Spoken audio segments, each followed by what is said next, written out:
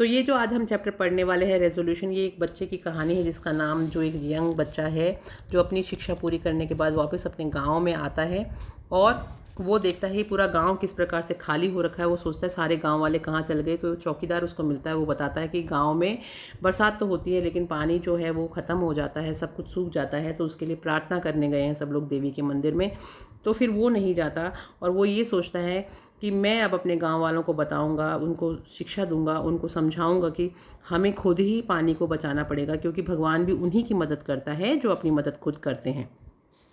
तो ये जो कहानी है ये हमें को एक संदेश भी देती है कि जल जीवन में सबसे अधिक कीमती वस्तु है और हमें इसको हमेशा बचा के रखना चाहिए। पानी की एक एक जो बूंद है वो बहुत कीमती है। पानी को उपयोग करने के लिए हमारे को इसमें मितव्ययता बरतनी चाहिए। हमें उसको, जल को संरक्षित करने के साधनों के बारे में सोचना चाहिए और वर्षा जितनी होती है उस जल को एकत्र करने के लिए जल संरक्षण की तरफ भी ध्यान देना चाहिए।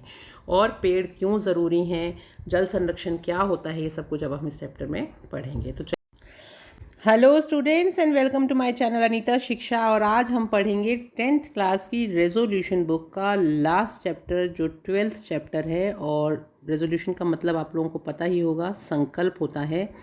और इस बुक का नाम भी रेजोल्यूशन है और इसका जो लास्ट चैप्टर है उसका नाम भी रेजोल्यूशन ही है। रेजोल्यूशन का मतलब होता है संकल्प। और मनीष गोयल जो एक जिनकी शिक्षा राजस्थान में ही हुई है, जिनका जन्म राजस्थान में ही हुआ है, उनके द्वारा ये पाठ लिखा हुआ है।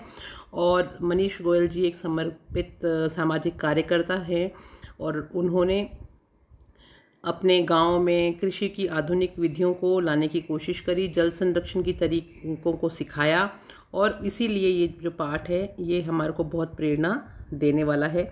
कहानी के विषय में अगर हम देखें तो ये कहानी जो है, संकल्प जो है वो किस चीज़ का संकल्प लिया गया है इसमें लेखक के द्वारा, कि जल को इम्पोर्टेंस दी है, जल के महत्व पर बल दिया है। और आज के समय में हमें किस प्रकार प्राकृतिक संसाधनों, जो सर्वाधिक कीमती प्राकृतिक संसाधन हैं, उनको हम कैसे बचा सकते हैं, यानी जल को हम कैसे बचा सकते हैं, उसके ऊपर उन्होंने चर्चा करी है। और बहुत ही साधारण भाषा शैली का उन्होंने इसमें यूज़ किया है जो पाठकों को इस पाठ से जोड़ता है और उनके दिल तक ये बात पहुंचती है। पढ़ते हैं अन्ना की कहानी, resolution. Anna, a young boy, had just returned to his village from the college hostel during his summer vacation. As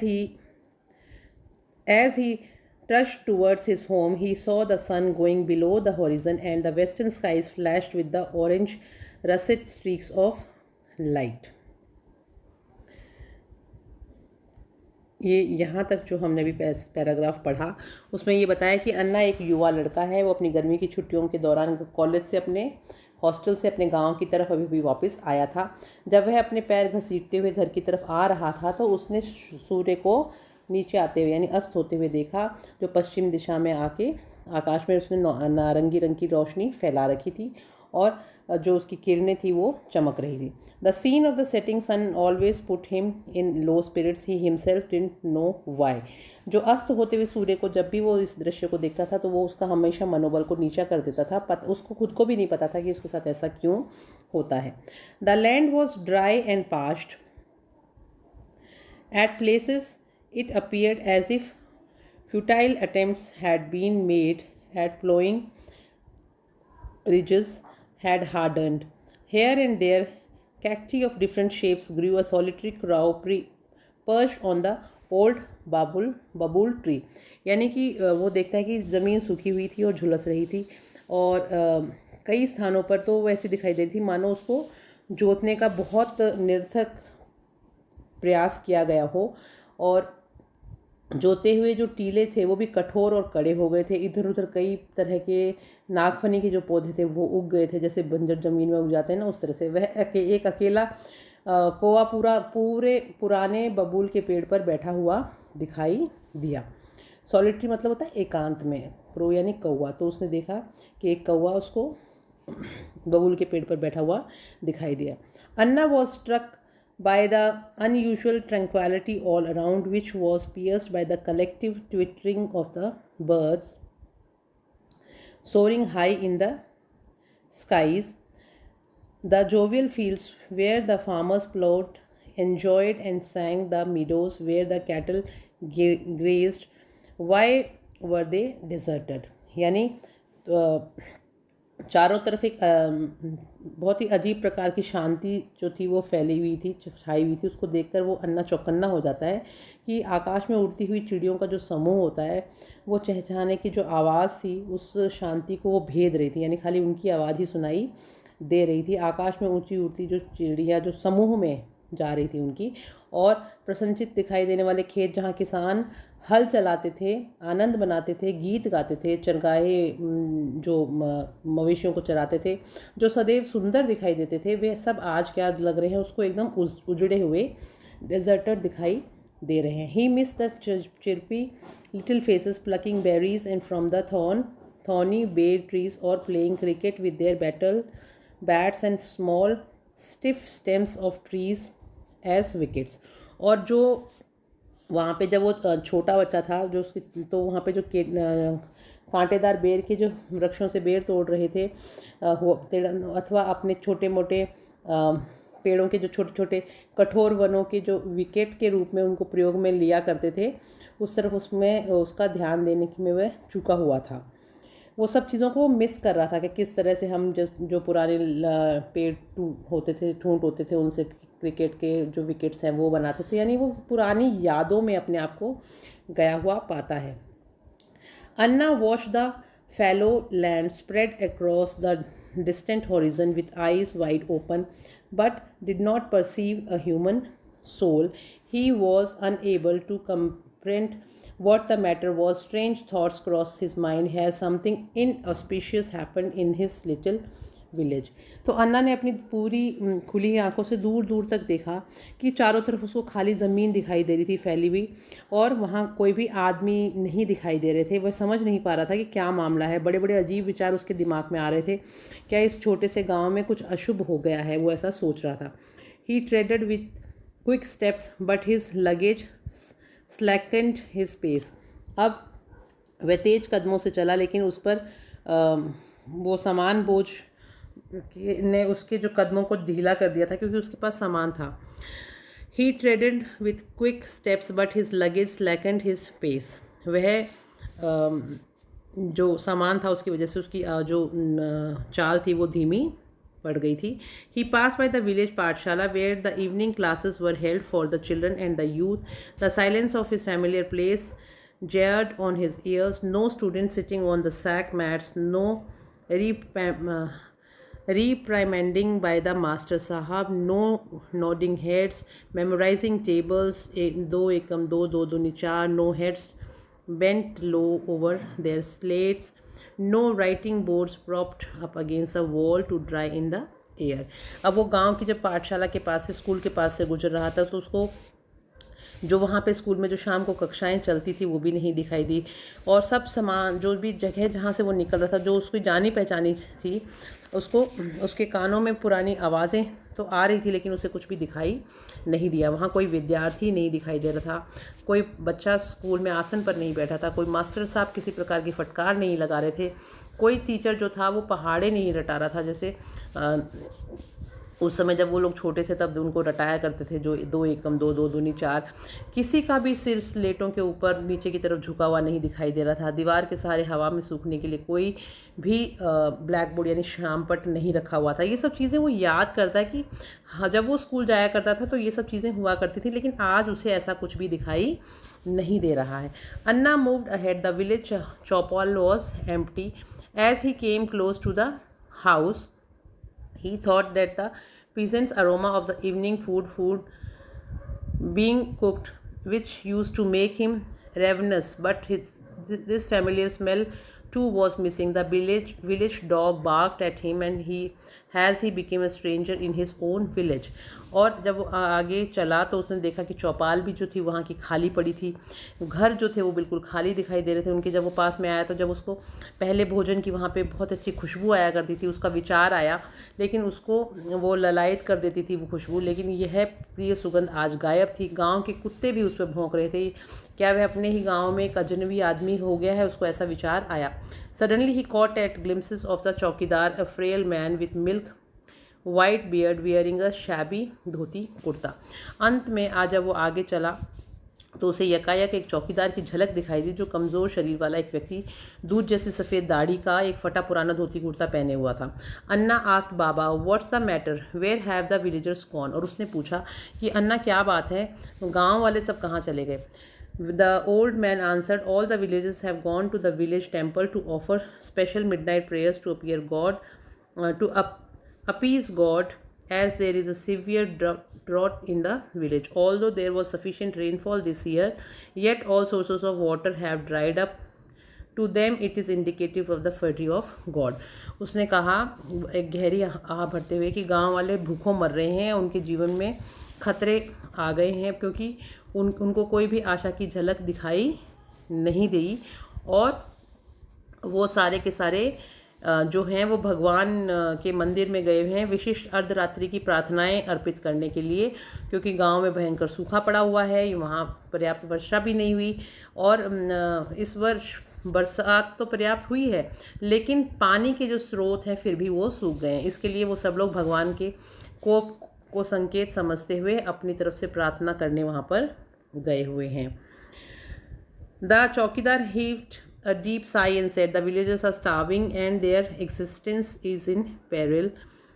They have nothing to look forward to. A few villagers have already migrated to the cities in search of jobs, thinking that this village is cursed.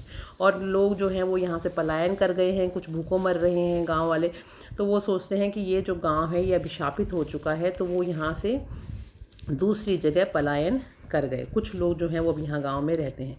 Anna decided that he will not join the villagers in the temple. Anna ji ने निश्चय किया कि वो गांव वालों के साथ मंदिर में सम्मिलित नहीं होगा। ही thought that the village folk do not endeavor to find a solution to any grave problem because of the lack of the proper education. If things become unbearable, they need God to descend on the earth to fight their battle. They hopefully wait for an avatar in the hour of the crisis. They do not realize that God help those who help themselves. और फिर उसने मन में सोचा अन्ना ने कि विचार किया कि गांव के जो लोग हैं उनमें शिक्षा की कमी के कारण वो लोग ये समझते हैं कि इस समस्या का समाधान भगवान निकालेगा, जबकि उनके लिए जब स्थितियां असहनीय होती जा रही हैं तो उनको अपनी स्वयं की लड़ाई खुद ही लड़नी पड़ेगी। भगवान नहीं आएंगे धरती पे उनकी इस लड़ाई को लड़ने के लिए, और ये चीज़ उनको समझनी पड़ेगी कि वे किसी अवतार के रूप में उनकी मदद करने या देवता के रूप में मदद करने नहीं आएंगे, जिसकी तरफ वो आशा भरी निगाहों से देख रहे हैं और ये प्रार्थनाएं कर रहे हैं। उन्हें इस चीज़ संकट को महसूस करना पड़ेगा कि ईश्वर भी उन लोगों की मदद करता है जो अपनी मदद खुद करते हैं। Evening gave away the twilight sank into darkness and he was alone in his hut. He turned up the wick of the lantern and its sooty chimney became bright.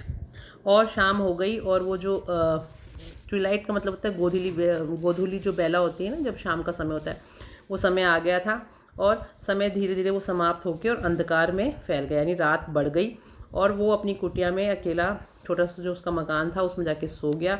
अपनी लालटेन की बत्ती को उसने थोड़ा ऊंचा कर दिया और उसकी कालिक वाली चिमनी के चारों तरफ जो कांच लगा होता है जो काला होने लग जाता है थोड़ी देर बाद में, वो अभी थोड़ा अधिक चमकदार दिखाई दे रहा था।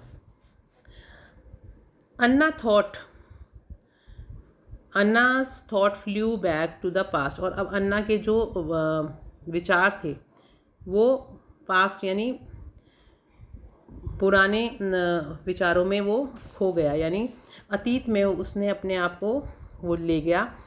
He remembered how his parents, in spite of the stringent financial conditions, sent him to the prestigious science college in the city. His strong will to prove himself won him the award of the best student of the college. और उसे याद आया कि उसके जो माता पिता थे उन्होंने किस तरह से आर्थिक तंगी का सामना करने के बावजूद भी उसको शहर में एक अच्छे विज्ञान महाविद्यालय में पढ़ने के लिए भेजा था, और उसकी दृढ़ इच्छा शक्ति ने स्वयं को उपस्थित करने के लिए उनको महाविद्यालय में उसने सर्वश्रेष्ठ प्राप्त किया था पुरस्कार, ताकि वो भी अपनी तरफ से ये दिखा सके कि जो उन्होंने उस पर विश्वास दिखाया उसको उन्होंने पूरा करके दिखाया और वो अपनी पढ़ाई में अव्वल नंबर पे रहा। Anna was firmly determined that after completing his education he would return to his small village and work for his its upliftment. Anna ने तो पहले ही ये दृढ़ रूप से निश्चय कर रखा था कि जब उसकी शिक्षा पूरी हो जाएगी उसके बाद वो वापस अपने गाँव में आएगा और फिर वह वहीं पर गाँव में सुधार के काम और उसके उन्नति के काम में इंटरेस्ट करेगा। He always thought of employing modern methods of farming in his village and educating the villagers on environment, water management and other issues. और उसने ये सोच रखा था कि वह अपने गांव वालों को खेती करने के आधुनिक विधियों के बारे में बताएगा, गांव वालों को बताएगा कि पर्यावरण को कैसे सुरक्षित कर सकते हैं, उसके बारे में उनको शिक्षा देगा, जल को बचाने के बारे में उनको बताएगा और जो भी उनके जो मुद्दे हैं उनको तर्क वितर्क करके और उनको समझाएगा कि हम उनसे किस तरह से अपनी इन परिस्थितियों से बाहर निकल के अपना जीवन अच्छा बना सकते हैं। He was totally different from other classmates who always dreamt of earning in the dollars and leading luxurious life in the foreign countries. वह अपने जीवन के उद्देश्य के बारे में चिंतित बिल्कुल भी नहीं था। वह अपने सहपाठियों से बिल्कुल अलग था। वो कभी भी पैसे कमाने की नहीं सोचता था, वो कभी भी उसने विलासितापूर्ण जीवन जीने की नहीं सोची। As he was reflecting on his own goals, his eyes lids become heavy and he went off to sleep. और जब वो अपने ही बारे में सोचने लगा कि उसने क्या क्या सोचा था, उसकी पलकें बोझिल हो गई और वो सो गया। Anna then saw a macabre vision. There were bombs everywhere and not a place to hide. He could clearly see the blazing homes, dilapidated buildings, charred, mangled bodies and mounds of corpses. The entire atmosphere was resounding with the winning sound cries of lamentation and agony. और जब नींद आई तो उसने देखा कि उसके वो एक सपना आया। वो कल्पना करने लगे कि चारों तरफ विनाश हो रहा है, उसे चारों तरफ हर स्थान पर हर जगह पे बम ही बम है, छिपने का उसको कोई स्थान दिखाई नहीं दे रहा। आग चारों तरफ लगी हुई, मकानों में जर्जर खंडर हो गई हैं, इमारतें जलकर काली हो गई हैं, बड़े विकृत रूप में दिखाई दे रही हैं। मानव शरीर और लाशों के ढेर लगे हुए पड़े हैं जो स्पष्ट दिखाई दे रहे हैं। संपूर्ण वातावरण में रोने की, विलाप करने की, कराहने की आवाज़ें आ रही हैं और अत्यधिक मानसिक तथा शारीरिक पीड़ाओं से चिल्लाने और रोने की आवाज़ें उसके कानों में गूंज रही हैं। He heard a pathetic voice, "My throat is parched. Can someone give me a drop of water?" And within a few moments, the feeble voice became silent. Leaks of the blood sprang from the lines of the old wrinkled face. और उसने एक करुणामयी आवाज़ सुनी, "मेरा गला झुलस रहा है।" उसके मुंह से आवाज़ निकली, "क्या कोई मुझे एक बूंद पानी दे सकता है?" और फिर कुछ ही क्षणों में के अंदर वह कमज़ोर सी आवाज़ शांत हो गई और उस वृद्ध और झुर्रियों वाले चेहरे की रेखाओं से खून की दरारें उभर कर आ गई। On the other hand, a heart-rending shriek of women was audible to him. She had gone insane because she had lost everything. She was holding the dead body of her children in her arms and staring at the body with the vacant eyes. Another explosion and she attained eternal peace. और दूसरी तरफ एक महिला जो थी, उसका वो हृदय चीर देने वाली चीख उसको सुनाई दी। वह पागल हो गई थी क्योंकि वह सब कुछ खो चुकी थी और उसने अपना बच्चे का जो मरा हुआ मतलब मृत शरीर था जो उसने पकड़ रखा था, उसकी आंखें एकदम शून्य सी दिखाई दे रही थी। वो एक टक्की लगाई हुई देख रही थी। एक दूसरा धमाका हुआ और उसको फिर चिर शांति प्राप्त हो गई। अन्ना then saw an incredible sight. The waters of all the rivers and oceans had turned and he wondered why it is the blood of the human beings. और तभी अन्ना ने एक अविश्वसनीय दृश्य देखा कि सभी नदियाँ जो थी, समुद्र का पानी लाल हो गया था। उसे आश्चर्य हो रहा था कि ऐसा क्यों हो रहा है, क्या यह मनुष्यों का खून है। There was a tormenting pain within him and deep horror in his eyes. He shrieked, "No, it can't be true." और ये जो था वो सब क्या देख रहा था, एक सपना देख रहा था। तो उसने अपने उसको एकदम बहुत ही पीड़ा सी महसूस हुई इस अविश्वसनीय दृश्य को देखकर और उसकी आंखों में गहरा भय व्याप्त हो गया और वो चिल्लाकर उसने कहा कि नहीं नहीं, ऐसा सच नहीं हो सकता। However, it was true. The Third World War has started and the reason for this tragic event was water crisis. The countries with the huge stories of pure water were being attacked by other countries to capture their water pockets. Will the entire humanity perish? और वह कुछ भी हो, यह तो बात सत्य हो रही थी, क्योंकि तीसरा जो विश्व युद्ध था वो शुरू हो गया था और इस दुखद घटना के कारण जल संकट ज़रूर आएगा। देश जिसके पास शुद्ध पानी के बड़े बड़े भंडार थे, उन सब पर पानी को प्राप्त करने के लिए, कब्जा करने के लिए आक्रमण हो रहा था। तो ये संपूर्ण जो समूची मानवता ही अब नष्ट हो जाएगी, वो इस चीज़ को सोच रहा था। और जैसे उसके दिमाग में ये ख्याल आए, he woke up trembling and then realize that it was just a dream. और ये सब बातें सोचते हुए अचानक उसकी आँख खुली और उसने देखा कि ये सब वो खाली सपना देख रहा था। He thought that his dreadful nightmare could turn into a reality if no steps were taken for the proper management of water. He was now firmly determined to impart training to the youth of the village on water management technique, who in turn would train the entire village. और वह कांप गया और उसकी आंख खुली तो उसने महसूस किया कि यह सब एक खाली सपना ही था।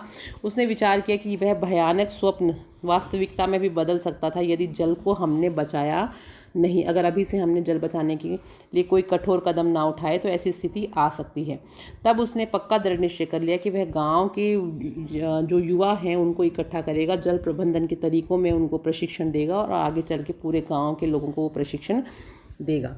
It was 3 o'clock. The temple's prayers were over. All the villagers were returning with the solemn expression on their faces. Women were holding the drowsy children in their arms. और 3 बजे थे, मंदिर में प्रार्थनाएं खत्म हो चुकी थी। सभी गांव वाले जो थे उनके चेहरे पर गंभीर अभिव्यक्ति को लेकर वो सब लोग वापस आ रहे थे। महिलाओं की गोदी में जो बच्चे थे वो नींद में ऊँग रहे थे, क्योंकि बच्चों को वो साथ लेके गई थी। The young village boys, great pals of Anna, were very keen to meet him. Within no time they reached his house.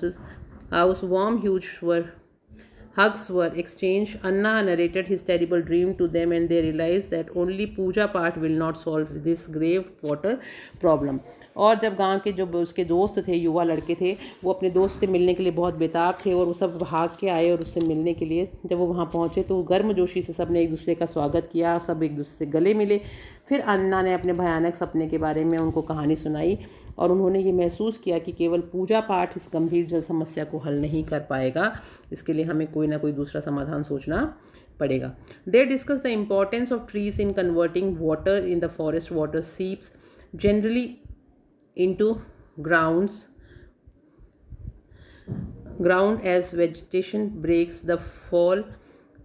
This groundwater in turn feeds lakes and rivers. Protecting forest means protecting water catchments. They resolved that they'll motivate everyone to plant and take care of at least one tree and prevent the indiscriminate cutting of the trees. अब उन्होंने जल संरक्षण को प्रदान करने वाले वनों के महत्व के बारे में विचार विमर्श किया। वनों में जैसे वनस्पति गिराव को तोड़ती है, वैसे पानी धीमे धीमे रिसता जाता है, इसके बारे में बात की।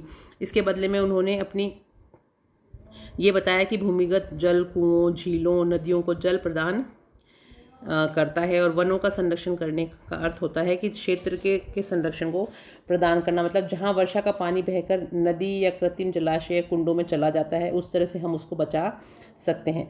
तो उन्होंने ये दृढ़ निश्चय किया कि वे पौधे लगाने के लिए काम करेंगे। सब लोग कम से कम एक पेड़ को सुरक्षित रखने के लिए दृढ़ निश्चय हो जाएंगे और वो कसम खाएंगे कि वो किसी भी तरह से पेड़ों को काटे नहीं और प्रत्येक व्यक्ति को प्रेरित करेंगे कि वो पेड़ों को बचा के रखे।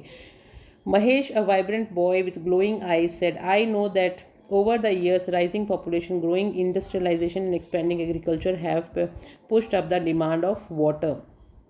एक जोशीला बच्चा जिसका नाम महेश था, वो अपनी चमकती आंखों से उसने कहा, मैं तो इस बात को बहुत वर्षों से जानता था कि बढ़ती हुई जनसंख्या, जैसे जैसे लोग बढ़ेंगे वैसे ही उद्योग भी बढ़ेंगे और कृषि का प्रसार जो है वो पानी की मांग को बढ़ा देगा।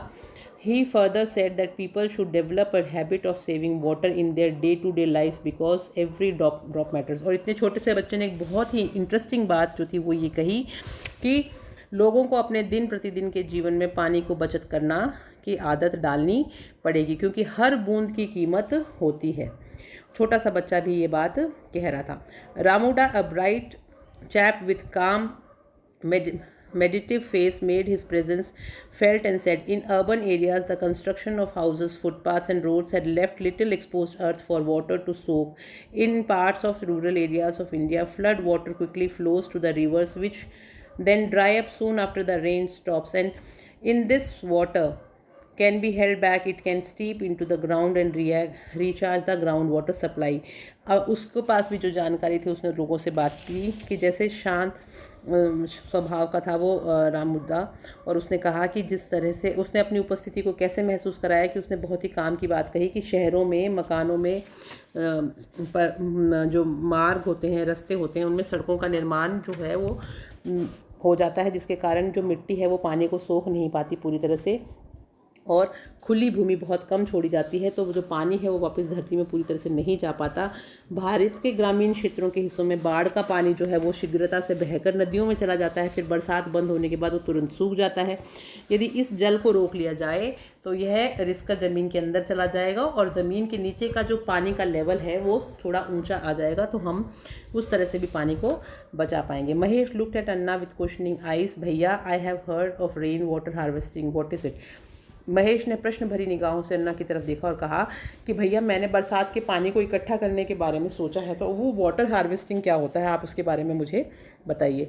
Rain water harvesting essentially means collecting rain water on the roofs of the building and storing it in the underground for later use. Not only does this recharging stop groundwater depletion, it also raises the declining water level and can help increase water supply.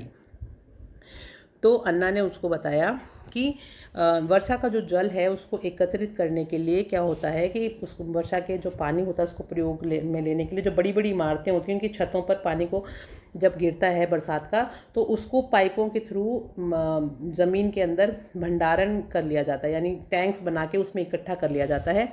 और इस तरह की प्रक्रिया न केवल भूमि के नीचे धरातल पर बड़ी मात्रा में पानी को रोक पाती हैं, बल्कि इस पानी को अगर हम काम में लें तो हम पानी का जो गिरता हुआ स्तर है उसको भी उठा सकते हैं, और इस प्रकार जल पूर्ति की वृद्धि करने के लिए यह बहुत ही मददगार साबित होता है। Necessary to stop the decline in groundwater levels, prevent sea water from moving landwards and conserve surface water runoff during the rainy seasons, explained अन्ना। और ये सारी की सारी बातें जो हैं वो अन्ना ने समझाई।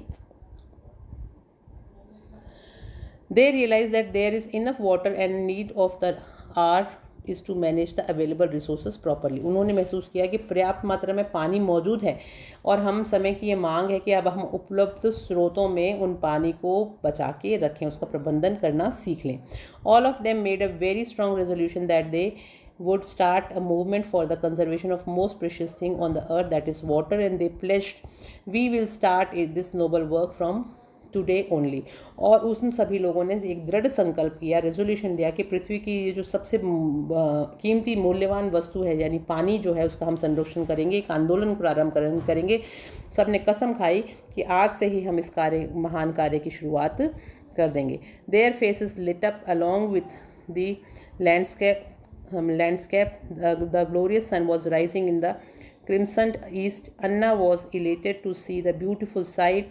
The rising sun always kindled optimistic feelings in his heart. The rising sun became a symbol of the hope and the young enthusiastic villagers. It seemed to beckon on brighter future for mankind, and the boys knew that every morning the first rays of the rising sun will remind them of their firm resolution. तो जो प्राकृतिक दृश्य जो था वो जैसे चमक रहा था वैसे उनके चेहरों पे भी चमक आ गई। गहरीली लालिमा जो थी वो पूर्व दिशा से में भव्य सूर्य जहाँ उदय हो रहा था वहाँ से आ रही थी, और अन्ना जो थे वो उस सुंदर दृश्य को यानी उगते हुए सूरज के जो दृश्य था इसको देखकर बहुत खुश हुए, और कि सूरज जिस तरह से उदय हुआ है उसी तरह से हमारे मन में भी अच्छी आशाओं भरी भावनाओं को हमने जागृत कर दिया है कि अब हम भी पानी को बचाएंगे। हमने एक ऐसा निर्णय लिया है जो हम सबके भविष्य को उज्जवल बनाने के लिए बहुत अच्छा होगा। युवा जो थे वो उत्साही गांव वालों के लिए उदित हुआ, एक सूर्य की आशा का प्रतीक बन गया था सूर्य, और ऐसा लग रहा था कि जैसे मनुष्य जो है वो अपना भविष्य उज्जवल बनाने के लिए पूरा इरादा पक्का करके उसके लिए तैयार हो गया है, और सूरज उसको इशारा दे रहा है कि जिस तरह से मैं उग रहा हूँ वैसे ही तुम भी अपने इरादों को बुलंद करके आगे बढ़ो। लड़के जानते थे कि प्रतिदिन उगते हुए सूर्य की पहली किरण उनको ये याद दिलाएगी उनके संकल्प के बारे में कि किस तरह से उन्होंने सूर्य उदय के समय ये संकल्प लिया था कि हमें पानी को बचाना है। तो इस तरह से ये पाठ जो है वो ख़त्म होता है। कि हमें पानी को क्यों बचा के रखना चाहिए और आगे आने वाले समय में ये बहुत ही इम्पोर्टेंट हो जाएगा कि हम पानी की बचत करें। तो इसमें 2-3 चीज़ें हैं कि वर्षा का जो जल संरक्षण है वो कैसे किया जा सकता है। तो वो मैंने अभी आपको बताया कि पानी जो है वो टैंक, बरसात का जो पानी है पाइप के द्वारा टैंकों में पानी इकट्ठा कर लिया जाता है, नीचे ज़मीन पर टैंक बनाए जाते हैं, तो उस तरह से जल संरक्षण हो जाता है। गांव वालों ने क्या संकल्प लिया कि हम ये आंदोलन प्रारंभ करेंगे, संकल्प लेते हैं कि हम पानी को बचाने के लिए जितने भी हम कोशिश कर सकते हैं वो सारे सारे करेंगे। तीसरी चीज़ उन्होंने ये संकल्प लिया कि जल संरक्षण में वृक्षों का भी बहुत महत्व है, तो हम ज़्यादा से ज़्यादा पेड़ लगाएंगे। हर व्यक्ति कम से कम एक पेड़ की देखभाल करेगा, उसको लगाएगा, क्योंकि जहाँ पेड़ ज़्यादा होते हैं वहीं पे बरसात भी होती है। और वर्षा जल जो है वो एकत्रीकरण करके हम जल संरक्षण को बढ़ावा देंगे। तो बहुत ही इम्पोर्टेंट चैप्टर है ये देखा जाए तो। आई होप आप लोगों को ये चैप्टर समझ में आया होगा और नेक्स्ट हम इसके क्वेश्चन आंसर्स करेंगे। तब तक आप लोग अपनी पढ़ाई करते रहिए and all the best for your board exams. Water conservation का जो क्वेश्चन है वो आपके बोर्ड एग्ज़ाम में इस चैप्टर से आ सकता है। जो गांव वाले थे उन्होंने क्या रेजोल्यूशन लिया, ये एक चैप्टर में से क्वेश्चन आ सकता है। रेन वाटर हार्वेस्टिंग के ऊपर क्वेश्चन आ सकता है।